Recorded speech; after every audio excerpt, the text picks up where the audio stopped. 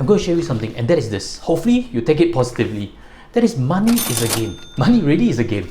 You know, those that have a lot more wealth than you and I, they know the shortcuts, they know the rules in and out. That's why they have more wealth. That's the truth.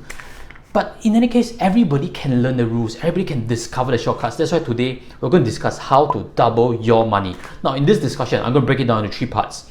If you have $10,000, if you have $100,000, and if you have $1 million, because each category has its own things to focus on. Now, if you have $1 million, listen to the start of the video where we're discussing about $10,000 part, simply because it's a good time to reflect back on your journey, what you did correct, what you did incorrect, or if you have a certain clue, a certain tip to share with the community, leave them in the comment sections. Everybody can hear your story. That is a good way, to really help each other in that way. If you have $10,000, listen to the end of the video where we're talking about $1 million, because simply, one day you could be a millionaire. One day, when you reach there, it's your time to share with others your journey. Now, I guess everybody's starting point is different. That's why this category hopefully breaks it down a lot better. We're going to drill into details, and if this interests you, continue watching on. Hi guys, welcome back. Let's discuss right away in the 10,000 category what you should do to double your money. Now, if you're in this 10,000 category, I hope you're still age of less than 30, because if you're above 30 and you still have 10,000 or less, that's a serious problem. You have to really re-examine, are you understanding the rules correctly? Because fundamentally, if you have been working for a few years, it's really not difficult to be having more than $10,000. So I assume you're less than 30, and this is the first thing. If you're in this category of $10,000 or slightly less than that, you have to firstly focus on how to increase your income. Focus on increasing income comes from a few ways. If you don't have the right qualifications, in Singapore, qualifications are very important. But if you don't have, there's things that you can do. You can do side hustles. What are side hustles? One of the most profitable side hustles is tuition. Tuition teachers earn like $50 or $70 per hour. It's very lucrative. If you have a full-time job that pays you a couple $1,000 and you're willing to do a side hustle like tuition on your weekends, burn that weekend, work really hard, you can really make that extra bit of money. Because at the end of the day, 10,000 to double it, all you need in 1 year is $833 saved up. You can reach there. It's really not difficult. If you're willing to bang on tuition, pick on a few students, $833, you can make it. Now, the second part of side hustles, I have also something to show you. Some people actually mentioned you can do DJs and stuff. That's what I read. Maybe that's more of an Angmoh culture, but there's definitely side hustles. You can even drive Grab. You can do Grabfood. Of course, those per hour rate is not very lucrative, but it's open to everybody. And maybe you don't have the right skills to do tuition. You don't have the right patience. You don't have the right pedigree, etc., etc. But if you are willing to do drive Grab, do Grabfood, side hustles. You can build a website. You can build YouTube. There's so many side hustles. I'm sure this is a topic that many millennials have talked about with their friends. How to, buy something from JB, learn to flip it a bit, learn to think about business in a way. And then in that case, you can really make the extra income. So second part of it, first is side hustles. The second part of it is you can start a business, a side business. Now this is not so easy. I actually, I'll share with you my story. I actually tried to set up a side business, which is ice cream business. That for now is 2010. And in that period, I was thinking multiple streams of income, but really, when you try to set up a business, you need to pour your heart, you need to pour your time to it. And then once you are married, once you have kids, there's certainly no such thing as pouring time and weekends to that. My ice cream business failed simply because I did not understand the industry. I made a lot of mistakes, product, marketing, etc., etc. I dived into a different business that was not related to mine.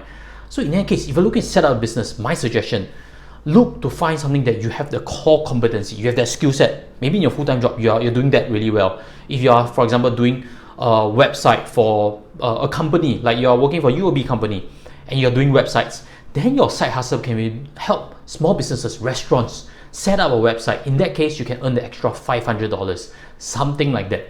That is a way better way than you start a fashion business. Then you're going to just waste whatever little money they've accumulated and you're going to start from zero. So that's a quick tip. Hopefully you accept it well. The next part of it is you can always look for OTs. If you are really looking to drive up your wealth, you want to win, you can put in the hours. I'm sure a lot of firms, especially in the junior category, you can ramp up OT quite easily. I have a lot of private clients who are less than 30 age, and they do OT. They do the extra work. They're willing because simply it also helps them build up the resume. It also helps them build up experience very quickly. So ramping up OT, volunteering for OT makes a lot of sense. You can earn the extra money. Target the $833 per month. You reach an extra 10,000. And the second part of it is once you have upped your income, you need to also up your savings. So look for ideas, look for free meals, look for discounted meals. I've mentioned many times before, you can go for Eatigo, you can go for Burper Beyond, you can go for Entertainer. These are discount apps to save you money on dining. You know, I'm sure you want to bring your boyfriend, girlfriend, spouse to a good meal. Join your friends for a good meal, but nonetheless, if you use dining apps that can save you money, you're going to be able to cut down like $20 on that meal, $10 on a meal. Every little bit counts, because 833 is the target for a month. It's really not difficult. And the next thing is, you couple that with cashback ideas. Look for dividend paying cards that give you cashback. That is not difficult, because once you have a minimum income, 30,000 a year, you can look for credit cards. You can go earn cashback, follow the rules of those cashback. I've mentioned before on JumpStart. I've mentioned before, you can go DBS Multiplier, OCBC 360. OCBC 360 is something I use personally. The cashback portion is not difficult to find out. Go and learn, go and find out for yourself what to do, how to qualify for them. And don't go for the miles categories. If you are, still in the junior category, you shouldn't be traveling, in like business class and stuff. So really go and deep dive on how to get more cashback. Every single cashback helps you. 833, stamp it on your wall, make sure you can get there. Now let's move on to second category of $100,000. Okay, this category of $100,000, if you're not there yet, it feels big. But when you are there yet, you realize that it cannot buy you a house. It can barely buy you a car. So 100,000, really is that pivoting point. But nonetheless, let's pull up this article for you to quickly see. $100,000 by age 30. This article, let's read together. I'll run through the key points of it. In this calculation, they've mentioned that males starting work at age 25 can get to $100,000 or not. Starting pay $3,050, that's assuming average pay. And then he's taken to save 20% of his take-home pay. Now 20% is really little. I have this previous video that mentioned a 50-30-20 budgeting rule, but to get the financial freedom, you have to save more than 20%. 50-30-20, that 20 is a saving. 20% savings of your take-home income is really quite little. Now let's move back to the news article itself. And if he could save up, 40% for rainy day inside the bank account and invest 60% at a given 6% rate, for example, he'll reach $50,000 by age 30. Now let's come back to this discussion. 50,000 by age 30. That means you're going to take like 33, 34 to reach 100,000. I've seen many examples from private clients. It can be done way, way, way faster. Simply because the savings, 20% at the starting point is way too little. If you're interested in financial freedom, you really have to save a lot more than that. People with kids save 20%. Yeah, okay, I understand that. But if you're single, you don't have any commitments, house, no car, really saving 20% is chicken feed. You have to look at your expenses. Is your lifestyle too expensive? The first thing I'd like to introduce to you is lifestyle creep. Lifestyle creep is something that affects everybody in some way or another. It's explained by this. When you have a pay rise, do you think of having more fancy piece of shirt? You see your friends, wearing tailored shirt. Do you look for a customized watch, a very nice Rolex watch? Do you look to travel better? When you don't have money, you'll be staying in dorms and stuff. But when you have money, you want to go 5-star hotel. You want to splurge. You want to drink and dine and have alcohol overseas. Vacations take up a large part of your expenses. Lifestyle creep is that. Lifestyle creep is very dangerous, because when you have income, you increase your expenses, you're back to square one. You have not saved up more. It's not your fault of your income. It's really the lifestyle creep portion. So back to what you can do as an action. The first thing, beyond increasing your income, because there's a lot of similarities. If you have $100,000, I think your career probably it's a bit stable already. You need to think about career. You need to plan your career. I have a friend who's very good. He's in IT, by the way. He plans his career really well. I take a lot of inspiration from that. How to choose jobs, how to get to the next level, where to have the ambition. And a lot of times he does networking. So beyond career planning, skill sets, networking is the next part that helps your career also. Let's put a few quotes for you to see over here. Networking. This is a popular quote. Your net worth is your network. Now that's very true. And the second quote that I would like to share with you is, it's not that important what you know, but who knows you. These two quotes, keep it in mind, because if you want to get to the next level in terms of your career, your network is going to define you. Seriously, it's going to be very helpful. I don't know if there's anybody that's in the $1 million category. Help me reinforce that point, because if not, it's just one person comment. Help me comment, yes, network is very important, because I really can't emphasize that enough to young working adults. Now, next part about this is, when you have a bit of high income, you need to consider other factors, how you can save on taxes. Saving on taxes become very important. It's not so much on ramping up income, because taxes is expenses. you need to consider CPF contribution, extra CPF contribution for you to reduce taxes. You need to consider SRS.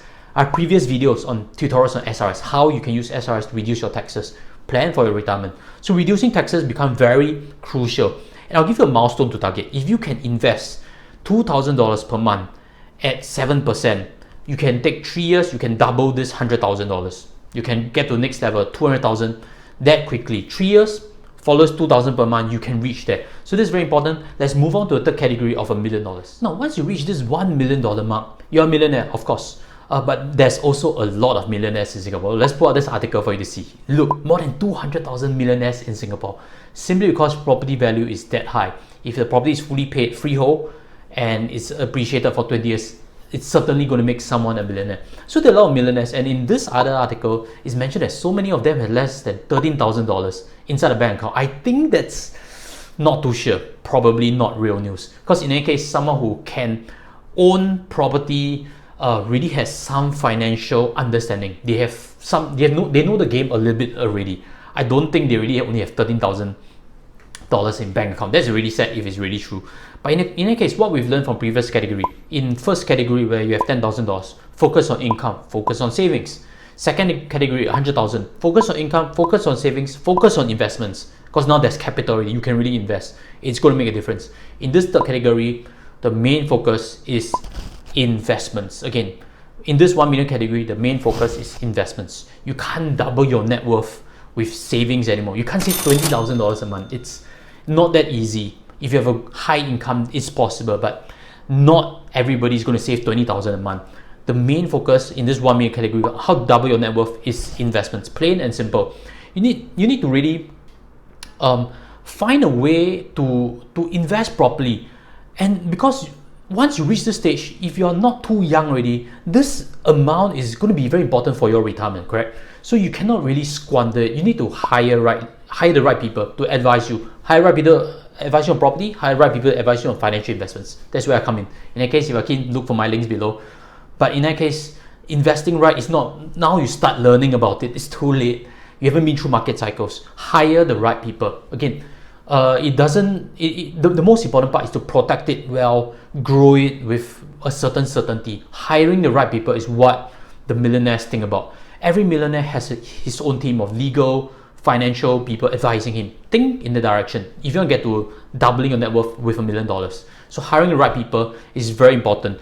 Simply because now at this stage, once you have $1 million, there's a likelihood that you're in the tail end of your career or somewhere mid in the career. There's not much more in terms of career that you have to drive towards. And in that case, drive at older age, there's less drive to ramp up money. You can't do side hustles to try to get to a next million.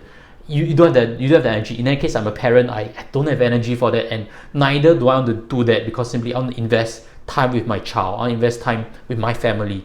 That's more important. The legacy component is not so much on spending time tracking stock market and doing side hustle. That doesn't make sense. Invest properly, you get to a double $1 million. Let me pull out some math figures for you to see over here. If you want to double your money in 10 years, you need to get a rate of investment of 7%. You get to $2 million, you cross the amount. If you are unable to take too much risk, you are a little bit more conservative, or your net overall portfolio is more conservative, which is also okay depending on your age, then a 5% investment rate of return needs 14 years from you to reach the second million. If you're 55, you still have a long way to live. Getting to 69 with $2 million, that's pretty cool. So that can be done. So this two math portion works. You really need to hire right people. There's no time to make mistakes. Hiring right, investing properly, 5% still works. It's more important than making mistakes and really getting 2 steps backward. So that's my suggestion for today. Again, if you have further questions, leave in the comment sections. I would like to hear from you, your story or your questions on these 3 segments. And if this helps anybody, share it with them. And again, if you haven't subscribed, make sure to subscribe. I'd like to invite you to join our community. With that, I'll sign off. Take care and goodbye.